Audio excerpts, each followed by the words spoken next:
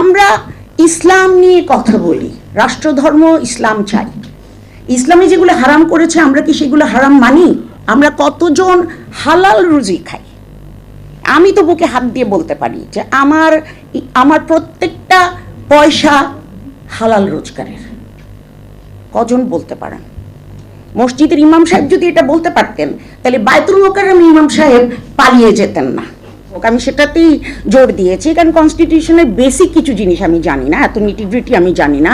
Article 70 কথা আমরা সবাই জানি। ওই একটা ব্যাপারে আপনাদের সাথে আমার মতের মিল হচ্ছে, বাকি কটায় হচ্ছে আপনারা বলতে পারবেন। ফ্রিডম অফ স্পিচ মানে যা খুশি যেখানে খুশি যেভাবে খুশি বলার নয়। এটাও বলছি ভাষা শিক্ষক হিসাবে। তাই এটা আমাদের বুঝতে হবে যে আমরা ভাষার প্রয়োগে আমাদের একটু সংযত হওয়া দরকার। আমরা যে ধরনের শাসনতন্ত্রই চাই, যে ধরনের ইনস্টিটিউশনই চাই, আমরা যদি পরস্পরের প্রতি সম্মান রেখে কথা না বলতে পারি তাহলে কথা বলা কিন্তু খুব ডিফিকাল্ট হয়ে দাঁড়ায়। আমি সেকুলারিজম নিয়ে একটু কথা বলবো। ধর্ম নিরপেক্ষতাকে ধর্মহীনতা কেন ধরা হচ্ছে? নিরপেক্ষ মানে ধর্মের ভিত্তিতে কারো প্রতি পক্ষপাতমূলক আচরণ করা হবে না। যে আচ্ছা উনি মুসলিম, উনি আমার মুসলিম ভাই বা বোন, এই কারণে ওনাকে আমি ফেভার করব না। আমার স্বামী মুক্তিযোদ্ধা, আমার পরিবারে আরো 3-4 জন মুক্তিযোদ্ধা আছেন, বীর উত্তম আছেন, শহীদ আছেন, সব আছেন। আমি স্বাধীনতা দেখেছি, যদিও খুবই ছোট ছিলাম।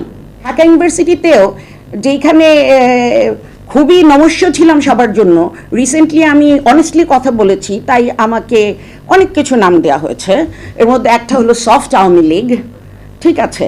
তো এই কারণে আমি আপনাদের এই ধর্ম নিরপেক্ষতার প্রতি আপনাদের যে রাগ বা বিরক্তি বা অ্যালার্জি, এটা দেখে আমি একটু ভয় পেয়ে যাচ্ছি যে অক্ষত এখান থেকে বেরোতে পারবো কিনা। আমি ধর্ম নিরপেক্ষতা ফেরত চাই। আমি ধর্মের ভিত্তিতে কোনো বিভাজন চাই না এদেশে।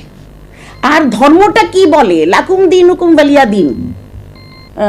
আমি ইউনিভার্সিটিতে আমার ক্যারিয়ার শুরুর দিকে আমি এক জায়গায় গিয়ে জিজ্ঞেস করেছি যে ভাই নামাজের ওয়াক্ত হয়ে গেছে, পশ্চিমটা কোন দিকে? বলেছে আপনি নামাজ পড়বেন? আমি বললাম জি। বলে কি আপনি না ইংরেজ? মানে আমরা যারা ইংলিশ ডিপার্টমেন্টে পড়ি তাদের নাম ইংরেজ।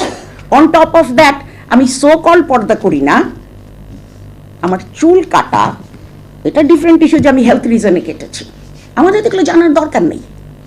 আপনি ইংরেজ, আপনি পশ্চিমের খোঁজ কেন নিচ্ছেন?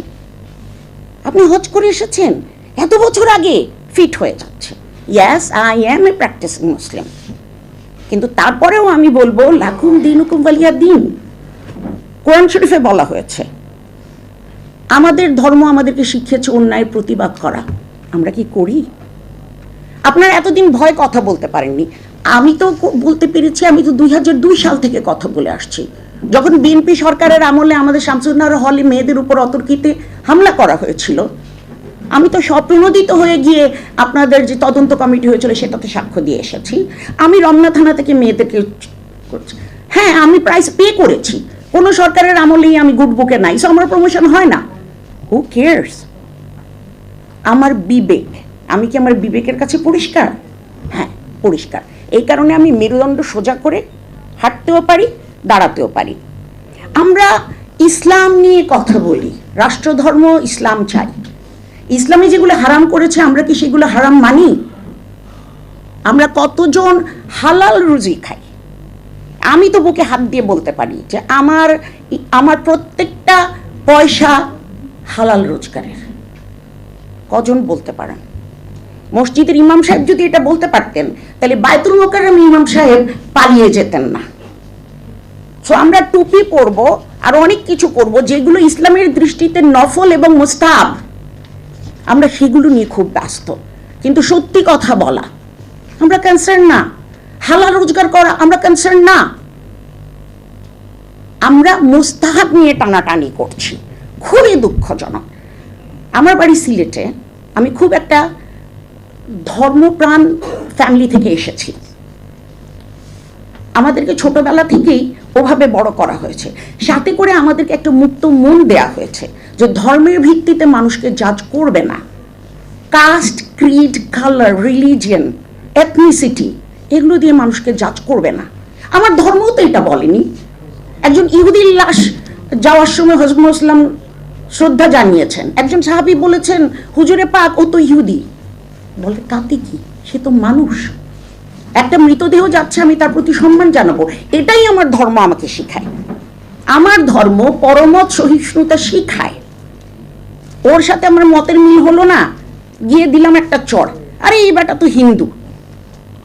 আমাদের একটা খুব পপুলার, আমাদের দেশে এখন একটু কম হয়, আগে হতো ইহুদি নসারা বা ইহুদি নাসারা। আমরা মোবাইল ইউজ করছি, সবার হাতে মোবাইল, ক্যামেরা ইউজ করছি, আমরা সবাই কোভিডের টিকা নিয়েছি। আমরা যা যা করেছি এগুলো সব ইহুদি নাসারাদের বানানো। আমাদের যতটুকু ভালো লাগে ততটুকুই নিব, আর বাকিটা নিব না, তা হবে না, তা হবে না। আপনার ধর্ম আপনার কাছে, আমার বাসায় আমি কি করি সেটা আমার বিজনেস, সেটা আমার আর আমার আল্লাহর কি। আপনাকে এই মাতবরি করার কে অধিকার দিয়েছে যে আপনি আমাকে জাজ করবেন? আগে নিজেরকে সংশোধন করি, তারপরে আমি অন্যকে জাজ করব।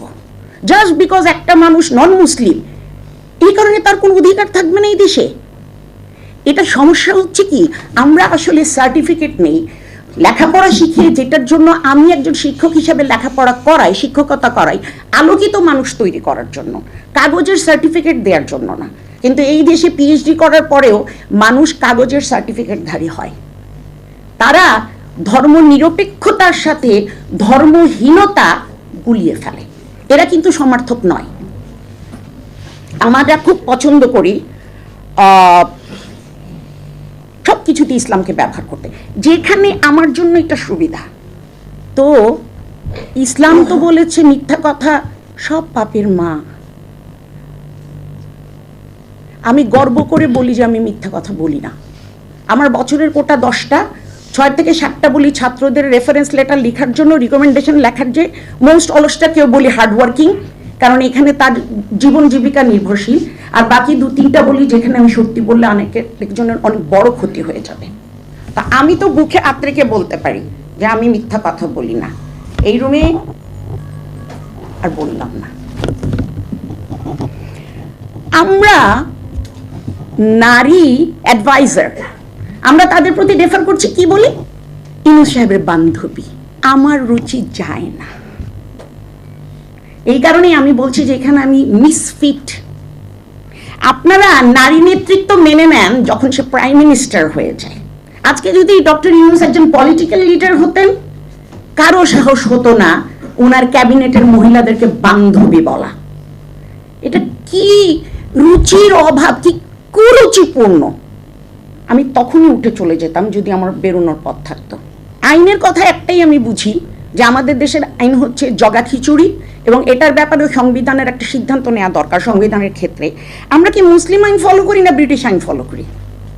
সম্পত্তির ক্ষেত্রে আমরা মুসলিম আইন ফলো করি, তালাকের ক্ষেত্রে আমরা মুসলিম আইন ফলো করি।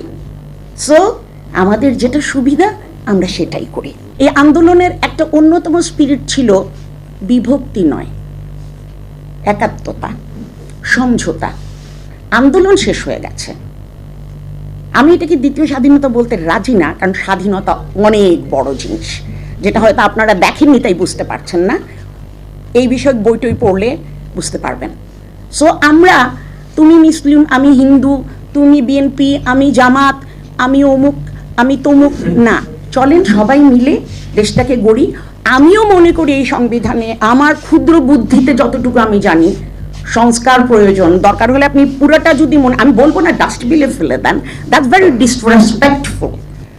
পুরোটা সংশোধন করেন, আমার কোনো অসুবিধা নাই।